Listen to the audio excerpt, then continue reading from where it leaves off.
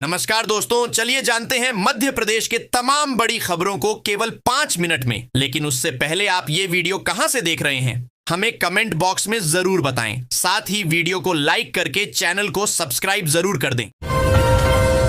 मध्य प्रदेश सरकार की मुख्यमंत्री किसान सम्मान निधि योजना सीएम किसान सम्मान निधि योजना प्रदेश के लाखों किसानों के लिए आर्थिक संबल बनी हुई है।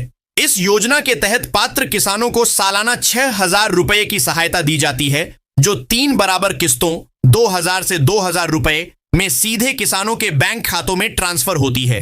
यह योजना पूरी तरह राज्य सरकार की योजना है और प्रधानमंत्री किसान सम्मान निधि पीएम किसान से अलग संचालित की जाती है।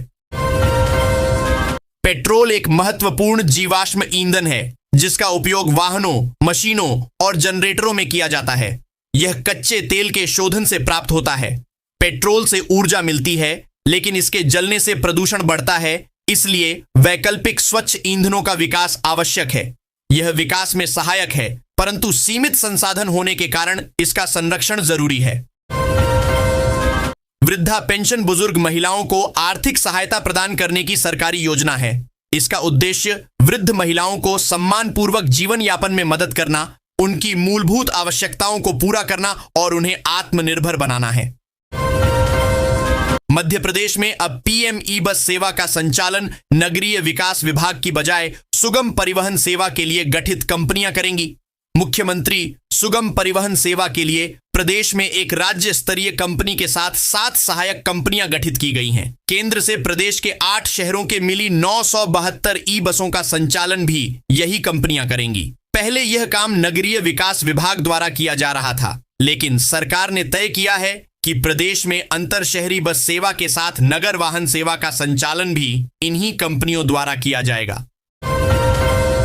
संयुक्त राज्य अमेरिका के न्यूयॉर्क स्थित संयुक्त राष्ट्र मुख्यालय में आयोजित संयुक्त राष्ट्र सामाजिक विकास आयोग के 64वें सत्र को संबोधित करते हुए भारत की ओर से महिला एवं बाल विकास राज्य मंत्री एवं मध्य प्रदेश के धार जिले से सांसद सावित्री ठाकुर ने सामाजिक न्याय, समावेशन एवं सतत विकास से जुड़े वैश्विक विषयों पर भारत का सशक्त पक्ष अंतर्राष्ट्रीय मंच पर रखा। राजधानी भोपाल में फरवरी के दूसरे सप्ताह में स्वच्छ सर्वेक्षण टीम की दस्तक दे सकती है। नगर निगम भले ही 7 स्टार रेटिंग और शीर्ष पायदान बरकरार रखने के दावे कर रहा हो, लेकिन जमीनी हकीकत इन दावों के विपरीत है। दरअसल इस बार का सर्वे पिछली बार से बिल्कुल अलग होगा। अब कागजी रिपोर्ट नहीं, बल्कि शहर की सड़कें और दीवारें बोलेंगी। प्रदेश में 7 फरवरी से समर्थन मूल्य पर गेहूं खरीदने के लिए किसानों का पंजीयन किया जाएगा। इस वर्ष 2,585 रुपये प्रति क्विंटल की दर से उपार्जन होगा। पंजीयन 7 मार्च तक चलेगा। इसके लिए 3,186 पंजीयन केंद्र बनाए गए हैं। प्रदेश के खाद्य नागरिक आपूर्ति मंत्री गोविंद सिंह राजपूत ने बताया कि पंजीयन निःशुल्क रहेगा। किसान ग्राम पंचायत और जनपद पंचायत तहसील कार्यालयों में स्थापित सुविधा केंद्रों, सहकारी समितियों एवं सहकारी विपणन संस्थाओं द्वारा संचालित पंजीयन केंद्रों पर पंजीयन करा सकते हैं। सोने चांदी के रेट दिन प्रतिदिन बढ़ते ही जा रहे हैं। रेट बढ़ने का कारण गोल्ड ज्वेलरी की खरीदी अब सिर्फ वजन और पारंपरिक डिजाइन तक सीमित नहीं रही। दुल्हन की गोल्ड की ज्वेलरी बनाने के लिए शहर के ज्वेलर्स अब एडवांस टेक्नोलॉजी, पेपर कास्टिंग और टर्किश लुक तकनीक से लाइट वेट लेकिन हैवी लुक वाली गोल्ड ज्वेलरी तैयार कर रहे हैं। एमपी के इंदौर शहर का बहुचर्चित केस ट्रांसपोर्ट कारोबारी राजा रघुवंशी हत्याकांड में बड़ी खबर सामने आ रही है। हत्याकांड में बड़ा और चौंकाने वाला घटनाक्रम सामने आया है। शिलांग पुलिस द्वारा सबूत नष्ट करने के संदेह में गिरफ्तार किए गए 2 आरोपियों को अब पूरी तरह दोष मुक्त कर दिया है। चार्जशीट दाखिल होने के बाद यह खुलासा हुआ है कि जिन आधारों पर गिरफ्तारी की गई थी वे जांच में टिक नहीं पाए। नौकरी के इच्छुक युवाओं के लिए अच्छी खबर है। मध्य प्रदेश के मुख्यमंत्री डॉक्टर मोहन यादव की मंशा अनुसार सभी युवाओं को रोजगार मिले, इसके लिए प्रदेश भर में आज युवा रोजगार मेला का आयोजन किया जा रहा है। उज्जैन शहर की बद्दी कंपनियों में 300 के करीब पदों पर 5वीं पास से लेकर पोस्ट ग्रेजुएट तक के युवाओं को नौकरी मिलने की संभावना जताई जा रही है। इन पदों के लिए 18 से 40 साल तक के युवा आवेदन कर रोजगार पा सकते हैं। आम बजट 2026 में भारत सरकार 5 लाख से अधिक आबादी वाले शहरों पर विशेष फोकस करेगी। इसमें मध्य प्रदेश के इंदौर, जबलपुर, उज्जैन, भोपाल और ग्वालियर जैसे शहरों का सुनियोजित विकास होगा। भारत सरकार के सिटी 2 अमृत प्रोजेक्ट से स्वच्छ व प्रदूषण मुक्त शहरों के साथ मेट्रोपॉलिटन सिटी विकसित की जाएगी। भागीरथपुरा क्षेत्र में दूषित जल के कारण फैली त्रासदी का दंश झेल रहे रहवासियों को अभी और इंतजार करना होगा। क्षेत्र के 70% हिस्से में नर्मदा जल की सप्लाई बहाल होने में कम से कम 20 दिन का समय और लगेगा। नगर निगम फिलहाल यहां पुरानी पाइपलाइनों को बदलने का काम कर रहा है। भोपाल मेट्रो के पहले कॉरिडोर के दूसरे चरण को लेकर लंबे समय से चली आ रही अड़चनों के बीच अब काम में तेजी आने की उम्मीद जगी है। मेट्रो की राह में आने वाले दुकान, मकान और अन्य संपत्ति धारकों के लिए करीब 110 करोड़ रुपए की मुआवजा राशि मेट्रो प्रशासन ने जिला प्रशासन के पास जमा करा दी है। गंभीर मरीजों को आपात चिकित्सा सेवा उपलब्ध कराने के उद्देश्य से मई 2024 में शुरू की गई पीएम श्री हवाई एम्बुलेंस सेवा का प्रदेश के 32 जिलों में लाभ ही नहीं मिल पाया। यहां एयरलिफ्ट किए गए मरीजों की संख्या 0 है। मध्य प्रदेश में भी कैंसर खामोश महामारी की तरह पैर पसार रहा है। इसकी चपेट में अब युवा पीढ़ी तेजी से आ रही है। Indian council of medical research (ICMR) और national centre for disease informatics and research (NCDIR) की ताजा रिपोर्ट प्रोफाइल ऑफ कैंसर के साथ साथ एम्स भोपाल के सर्जिकल ऑन्कोलॉजी विभाग के शोध ने प्रदेश में कैंसर की स्थिति पर गंभीर सवाल खड़े कर दिए हैं। मध्य प्रदेश में एलोपैथी के बाद अब यूनानी चिकित्सा पद्धति की उर्दू में होने वाली पढ़ाई भी हिंदी में करने और परीक्षा देने की सुविधा रहेगी। इसके लिए आयुष विभाग ने उर्दू पुस्तकों का हिंदी में अनुवाद कराया है। यह हाल ही में पूरा हुआ है। जिले की ग्राम पंचायतों में सरपंच, सचिव द्वारा किए जा रहे भ्रष्टाचार की पोल खुलने लगी है। जिला पंचायत CEO अभिषेक गहलोत ने एक ऐसे ही मामले में सुनवाई करते हुए सरपंच को दोषी पाया और उसे हटा दिया है। मध्य प्रदेश के पूर्व मुख्यमंत्री शिवराज सिंह चौहान व राज्यसभा सदस्य विवेक कृष्ण तन्खा के बीच लंबे समय से चल रहा कानूनी विवाद आखिरकार खत्म हो गया है। सुप्रीम कोर्ट के सौहार्दपूर्ण समाधान खोजने के सुझाव के बाद दोनों नेताओं ने लंबी कानूनी लड़ाई के बजाय बातचीत का रास्ता चुना।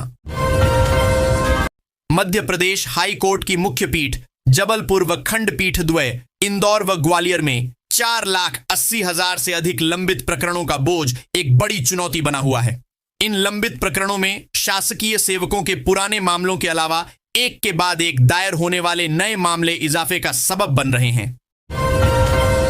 मध्य प्रदेश कांग्रेस के प्रदेशाध्यक्ष जीतू पटवारी ने राज्य की बीजेपी सरकार के 3 मंत्रियों को अपराधी करार दिया। उन्होंने कैबिनेट मंत्री कैलाश विजयवर्गीय, विजय शाह और राजेंद्र शुक्ल की बर्खास्तगी की मांग की। पीसीसी चीफ जीतू पटवारी ने कहा कि कर्ज लेने के मामले में यह सरकार शिवराज सिंह की सरकार से आगे निकल गई है। प्रदेश सरकार रोज करीब 213 करोड़ रुपए का कर्ज ले रही है। जिले में यूजीसी रेगुलेशन 2026 को लेकर विरोध अब खुलकर सामने आ गया है। कसौंदन वैश्य समाज, उमरिया के नेतृत्व में सामाजिक संगठनों ने इन नए नियमों को लेकर गंभीर आपत्ति जताई है और इन्हें वापस लेने की मांग की है। इस संबंध में महामहिम राज्यपाल मध्य प्रदेश शासन के नाम ज्ञापन सौंपकर नियमों की पुनः मध्य प्रदेश के कटनी में फर्जी व कूट रचित शैक्षणिक दस्तावेजों के आधार पर पेट्रोल पंप प्राप्त करने का मामला सामने आने पर सुभांशु नगरिया निवासी done colony Madan Mohan Choubey ward को भारी कीमत चुकानी पड़ी है। न्यायालय न्यायिक मजिस्ट्रेट प्रथम श्रेणी कटनी ने आरोपी के विरुद्ध भारतीय दंड संहिता की धारा 467, 468 एवं 471 के तहत अपराध पंजीबद्ध करने के आदेश जारी किए हैं। निगम कर्मचारियों को अब अटेंडेंस नहीं भरना भारी पड़ रहा है। ऐसे कर्मचारियों का अब वेतन कटना शुरू हो गया है। निगम में दिसंबर माह में काम से गैरहाजिर पाए गए 140 कर्मचारियों का 22 लाख रुपए का वेतन काटा गया। जनवरी माह में करीब 100 कर्मचारियों का 13 लाख कटेंगे। माउंट अकोंकागुआ 6,961 मीटर 22,838 फीट की ऊंचाई के साथ दक्षिण अमेरिका की एंडीज पर्वतमाला में स्थित हिमालय के बाहर दुनिया की सबसे ऊंची चोटी है। यह अर्जेंटीना में स्थित है, जो पश्चिमी और दक्षिणी गोलार्ध का सर्वोच्च बिंदु भी है। इसे 7 समिट्स में से एक माना जाता है आम आदमी के लिए। वहां देश प्रदेश में ऐसे अनेक सरकारी संस्थान, निगम, मंडल हैं जो कि लगातार घाटे में चल रहे हैं। कई संस्थान तो ऐसे हैं जिन्होंने कभी मुनाफा नहीं कमाया, अपनी स्थापना से ही नुकसान में है। मध्य प्रदेश में भी एक ऐसा निगम है जो कि शुरुआत से ही कभी लाभ में नहीं रहा, लेकिन पिछले 2 सालों में स्थिति बदल गई है। निगम ने पहली बार लाभ कमाया और इसका चयक भी सीएम मोहन यादव को सौंपा। मप्र ऊर्जा विकास निगम के साथ यह स्थिति बनी है। निगम के पहली बार लाभ कमाने पर सीएम ने भी हर्ष जताया है। बेरागढ़ के संत हिरदाराम नगर रेलवे स्टेशन पर चेकिंग के दौरान 2 बैगों से 311 कछुए मिलने का सनसनीखेज खुलासा हुआ है। आरपीएफ की टीम ने बड़े पैमाने पर कछुआ तस्करी का भांडा फोड़कर एक तस्कर को गिरफ्तार किया है। देश के सबसे स्वच्छ और मध्य प्रदेश के आर्थिक शहर इंदौर के भागीरथपुरा में दूषित पानी से बीमार हुए लोगों और जान गंवाने वालों के परिजन को न्याय दिलाने की मांग उठाते हुए कांग्रेस ने शहर के राजबाद्दा पर धरना प्रदर्शन किया। इस दौरान उन 32 लोगों के परिवार के सदस्य भी शामिल हुए जिनकी मौत उल्टी दस्त से ग्रस्त होने से हुई है।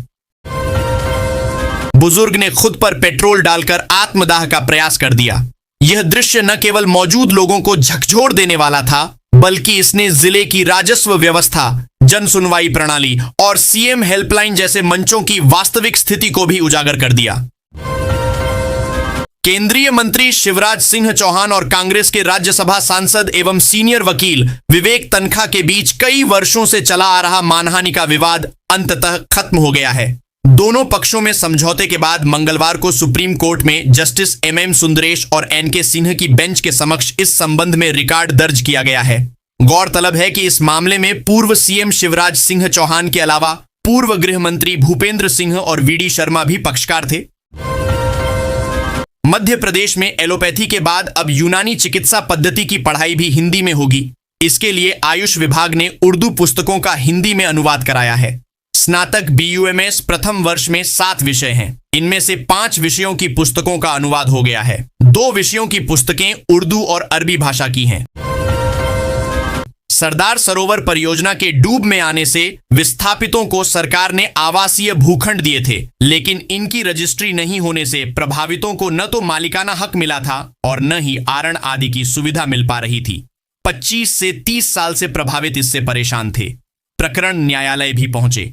इसे देखते हुए मुख्यमंत्री डॉक्टर मोहन यादव की अध्यक्षता में मंगलवार को मंत्रालय में हुई कैबिनेट की बैठक में विस्थापितों के पक्ष में रजिस्ट्री कराने का निर्णय लिया है। इस पर जो 600 करोड़ रुपए का वित्तीय भार आएगा वह सरकार वहन करेगी। प्रदेश में मतदाता सूची के विशेष गहन पुनरीक्षण SIR के दूसरे चरण के दौरान उठी आपत्तियों ने गंभीर सवाल खड़े कर दिए हैं। प्रदेश कांग्रेस ने मतदाता सूची से नाम हटाने से जुड़ी 350 आपत्तियां दर्ज कराई हैं। चौंकाने वाली बात यह है कि जिन मतदाताओं के नाम काटने के लिए आवेदन किए गए, उनमें से कई लोगों ने स्वयं कभी कोई आवेदन देने से इनकार किया है। केंद्रीय वित्त मंत्री निर्मला सीतारमण द्वारा 1 फरवरी को पेश किए गए बजट 2026 से 27 को मध्य प्रदेश के मुख्यमंत्री डॉक्टर मोहन यादव ने विकास की नई गति देने वाला बताया है। सीएम ने आज भोपाल में मीडिया से बातचीत में बजट से राज्य को मिलने वाले प्रमुख लाभों का बड़ा खुलासा किया। मध्य प्रदेश के छतरपुर जिले के नौगांव क्षेत्र में यात्रियों की सुविधा और यातायात व्यवस्था को बेहतर बनाने के उद्देश्य से नया बस स्टैंड बनाया जा रहा है। यह बस स्टैंड झांसी खजुराहो 4 लेन के पास बिलहरी गांव में विकसित किया जा रहा है। करीब 3 करोड़ 80 लाख रुपए की लागत से बनने वाला यह बस स्टैंड क्षेत्र के यातायात ढांचे में एक बड़ा बदलाव लाएगा। 26वें राजीव गांधी फुटबॉल टूर्नामेंट के दूसरे मैच में टाइटन क्लब ने मून स्टार को 2-0 से पराजित कर शानदार जीत दर्ज की। यह मुकाबला सोमवार को शाम 4 बजे सदर कजरीवन मैदान में खेला गया। टाइटन क्लब के खिलाड़ी मोहसिन ने पहले हाफ में 2 गोल दागकर टीम को मजबूत बढ़त दिलाई। खेल मध्य प्रदेश के कटनी जिले की विजय राघवगढ़ विधानसभा सीट से भाजपा विधायक संजय पाठक की मुश्किलें कम होती नजर नहीं आ रही हैं। पहले ही आदिवासियों के नाम करोड़ों की जमीन खरीदने के आरोपों से घिरे विधायक संजय पाठक पर अब कांग्रेस ने आवासीय योजना की भूमि के हेर फेर के आरोप लगाए हैं। कांग्रेस ने संजय पाठक पर आरोप लगाते हुए महापौर की जनसुनवाई में शिकायत करते हुए कार्रवाई की मांग की है। फर्जी बिलों के बल पर 3.5 करोड़ का घोटाला किया गया। विशेष सशस्त्र बल एसआईएफ की 6ठी बटालियन में यात्रा भत्तों टीए के बिलों में फर्जीवाड़ा हुआ है। इस घोटाले को एएसआई सत्यम शर्मा और आरक्षक अभिषेक झारिया ने अंजाम दिया। इनके खिलाफ रांझी पुलिस ने सोमवार रात प्रकरण दर्ज किया। एएसआई और आरक्षक को निलंबित कर दिया गया था। मामले में अन्य 11 जवानों की भूमिका भी संदेह के दायरे में है। शहर में एक वकील, आजाद नगर थाना टीआई और पुलिस कर्मियों की अभद्रता का मामला सामने आया। घटना रविवार रात को हुई थी। मंगलवार को वकीलों ने पुलिस कमिश्नर के नाम डीसीपी कृष्णा लाल चंदानी को ज्ञापन सौंपते हुए दोपहर 2 बजे तक कार्रवाई की मांग की। इस दौरान वकीलों द्वारा कार्रवाई के लिए दिए गए समय तक अधिकारियों की ओर से कोई बातचीत नहीं होने पर वकील रीगल तिराहा स्थित पुलिस मुख्यालय पहुंचे। मंत्री विश्वास सारंग ने कांग्रेस और प्रदेश अध्यक्ष जीतू पटवारी पर झूठ और भ्रम फैलाने की राजनीति करने का आरोप लगाया। उन्होंने कहा कि भाजपा सरकार जन समस्याओं के समाधान और आर्थिक अनुशासन के साथ काम कर रही है। मध्य प्रदेश में ओलावृष्टि और बारिश का दौर थमने के बाद अब घने कोहरे का असर देखने को मिला, जिसके कारण 12 से अधिक ट्रेनें करीब 8 घंटे लेट रहीं। सुबह से ही ग्वालियर कोहरे की चपेट में रहा। इधर मौसम विभाग ने 12 जिलों में घने कोहरे का अलर्ट जारी किया है। एमपी को बड़ी सौगात मिली है। प्रदेश के जबलपुर में देश का सबसे बड़ा मल्टी फंक्शनल सिम्युलेटर स्थापित किया जा रहा है। इसे Madhya Pradesh power generating company MPPGCL स्थापित करेगी। इस अत्याधुनिक सिम्युलेटर के माध्यम से इंजीनियरों को बिजली संयंत्रों के संचालन और नियंत्रण के साथ ही आपातकालीन परिस्थितियों के प्रबंधन का यथार्थपरक और व्यावहारिक प्रशिक्षण प्राप्त होगा। इससे प्लांट ट्रिपिंग जैसी घटनाओं में खासी कमी आएगी। सिम्युलेटर रिमोट ऑपरेशन की सुविधा से भी युक्त होगा। विशेष सशस्त्र बल एसआईएफ की 6ठी बटालियन में यात्रा भत्तों टीए के बिलों में फर्जीवाड़ा हुआ है। फर्जी बिलों के आधार पर 3.5 करोड़ का घोटाला किया गया। इस घोटाले को एएसआई सत्यम शर्मा और आरक्षक अभिषेक झारिया ने अंजाम दिया है। रांझी पुलिस ने सोमवार रात दोनों के खिलाफ प्रकरण दर्ज किया। एएसआई और आरक्षक दोनों को निलंबित कर दिया गया था। भाजपा के राष्ट्रीय संगठन महामंत्री BL संतोष अचानक भोपाल पहुंचे और संगठनात्मक बैठक कर कार्यकर्ताओं को केंद्र सरकार के बजट और योजनाओं का प्रचार गांव-गांव तक पहुंचाने के निर्देश दिए। उन्होंने कांग्रेस के भ्रम का जवाब देने और जमीनी स्तर पर संगठन को मजबूत करने पर जोर दिया। मुख्यमंत्री डॉक्टर मोहन यादव ने नई दिल्ली में केंद्रीय मंत्री प्रहलाद जोशी और वस्त्र मंत्री गिरिराज सिंह से मुलाकात कर मध्य प्रदेश से जुड़े अहम मुद्दे उठाए। धान गेहूं की समर्थन मूल्य पर खरीदी, उपार्जन प्रक्रिया और किसानों के हितों पर केंद्र से सहयोग मांगा गया। साथ ही कपड़ा उद्योग से जुड़े लंबित प्रस्तावों और निवेश को गति देने के लिए शीघ्र निर्णय का आग्रह किया गया। नंदानगर में 12 करोड़ की लागत से बना 5 मंजिला नया सिविल अस्पताल इसी माह आम जनता के लिए खोल दिया जाएगा। 50 बेड की क्षमता वाले इस अस्पताल में ओपीडी के साथ साथ ऑपरेशन और आईसीयू जैसी सुविधाएं भी उपलब्ध होंगी।